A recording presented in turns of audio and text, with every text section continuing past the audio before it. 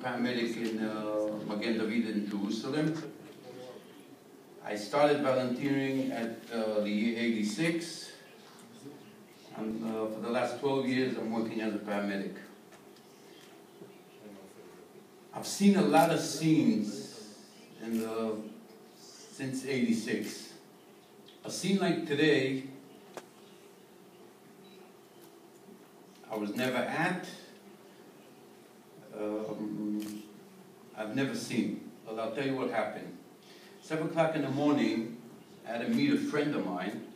I got to meet him, and as I'm talking to him, he gets on his radio a call. We have in our neighborhood in Hanof, we have an ambulance that's connected together with MDA. We have 24 hours, we have a crew that with paramedics, EMTs, that we give whatever MDA sends us, any calls, and for our neighborhood. I'm standing, I'm talking to him, and he gets on his radio a call. There's a shooting on a street called Agassi. So I asked him to find out if it's only like one bullet, someone shot by mistake, or shooting. He says, no, there's shooting. We were about 400 or 500 meters from the scene. We got into his car. We got there in seconds. We were there. What we see a guy sitting outside with his talis, his tefillin, gushing blood. I ran over to him, asked him what happened. He said, I was shot. Picked up his shirt to see what his wounds were. I see tremendous cuts on his back, on his chest. His ear was chopped off. I told him, are you sure you were shot? Because it looks like you were cut. Now in the shul that he came out from, there's a hall downstairs. And people make all kind of parties over there. So I thought maybe there was a party that morning, and one of the workers over there went crazy, took his knife, and he said, no, there's shooting in the building. So what I did, I called our dispatcher to tell him what the scene, what's going on. And she asked me to please try to see what's going on the scene, because it's not clear. I thought, okay, EMT started coming. I told him to take care of this guy in the meantime. And me and another volunteer paramedic called Yankee Elif, we started going up the steps to get to the first hall in front of the shul. And what we see was a body lying on the floor, a big puddle of blood. And this morning I forgot my gun. So I walk in, and I didn't know where it's going to come from. And I get to this guy, I drag him right away by his pants, I pull him out, and we turn him over. We see that not much to do, and we started talking, what do we do? And suddenly I hear shooting right behind me.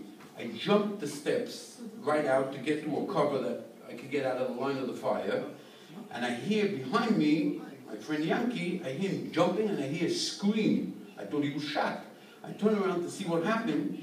He broke his ankle from jumping off all these steps, and he was right in the line of fire, and I see bullets coming out and going right over him. I went out of the cover where I was, I grabbed him by the shoulders, dragged him to where I was. At that moment the cops came, and they surrounded the front of the entrance to the shul. And then I hear, I peeked out to see what was going on. I hear something flying out, and I couldn't see what it was, and I hear the Allahu Akbar, and all the cops started shooting all around. As that was happening, I see a cop collapsing, and I see the cop turning around and shooting the terrorist that came jumping out from these stairs. I ran over, the fire was still going, I ran over with another guy to this cop. We dragged him to the cover where we were, that he doesn't get hurt again. I saw he was very badly wounded. Basically what we did is we lifted him up. I saw the intensive care unit started coming, the ambulance started coming down the road. We lifted him up and we just ran towards the intensive care, and we could start taking care of this cop. What was happening inside, basically, they came in with, I guess, this guy had a gun. They had an axe. They were running around with an axe. The opening of the shul is in the back, so they couldn't even see them when they walked in. So no one knew they were coming in. So they just walked in, they took the axes, and people were just butchered. On the chairs, with the talis, with the tefillin, there was a guy that his arm was chopped off, his head was hanging there, he was still alive. We got him out also. The shul was one big pool of blood. That's basically what was going on there. What happened was I continued taking care of this cop. I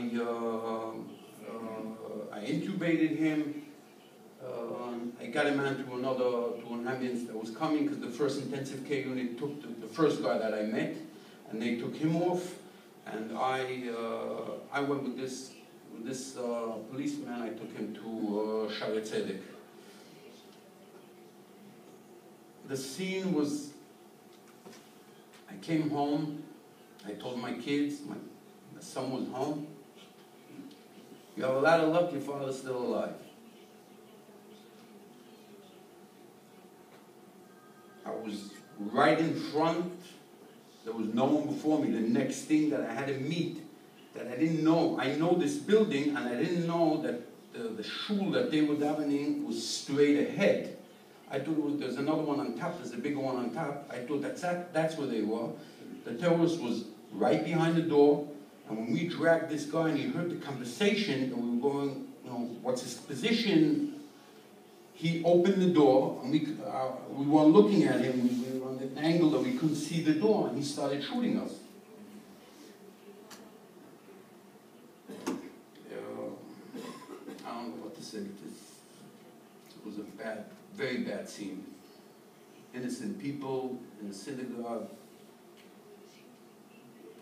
just being attacked from the back without any threat, what happens now is I have to start finding myself sitting, when I go to shul, I have to hide around the wall, because if someone will attack, so maybe I could attack him back, maybe I could run away.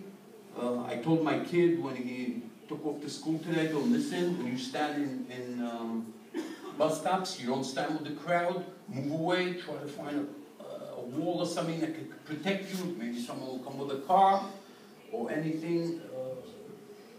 I have to start walking on Shabbat, taking my gun with me. We had a guy in shul that for years had his gun, we made fun of him. It's getting real. It's getting bad and getting real. We have to start looking in the back, seeing what's happening everywhere. It could be you go to the grocery, you could go anywhere where you're standing in line. You never know what will attack you. And from what I heard, that these guys worked around, so they knew the neighborhood. I guess they knew this shul, and they knew how to enter. They knew where each floor was going on, what time they daven, what time. It was a bad scene, a very bad scene.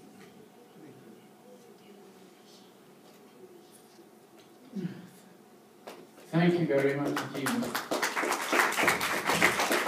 I think we all knew that what you were going to tell us would be fairly horrific, but I think that the actual